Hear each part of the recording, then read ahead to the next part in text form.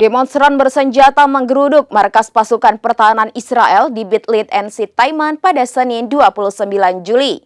Aksi ini bertujuan untuk memprotes penahan tentara Israel yang diduga menganiaya warga Palestina tersebut.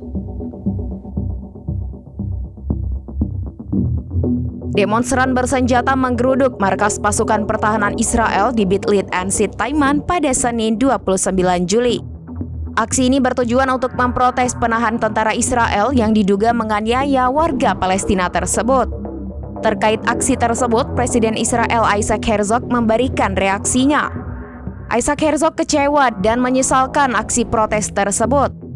Adapun protes diikuti sekitar 1.200 orang dari aktivis sayap kanan.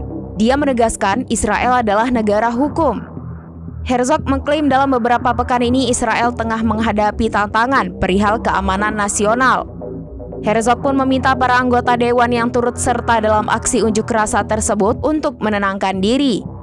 Salah satu anggota dewan itu yakni Tali Gottlieb. Dia menyerukan para demonstran untuk datang ke markas IDF. Selain itu, Menteri Warisan Budaya Israel Amichai Eliyahu dan anggota dewan bernama Zevi Sukkot terekam menerobos ke dalam markas. Anggota dewan bernama Nisim Faturi dari Partai Likud juga memasuki markas.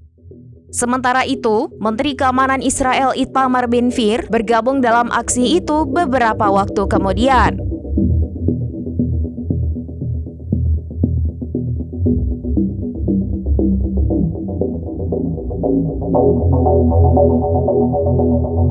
Demikian informasi terkini Syederalun, saksikan terus informasi lainnya, jangan lupa like dan share seluruh akun serambinews.com.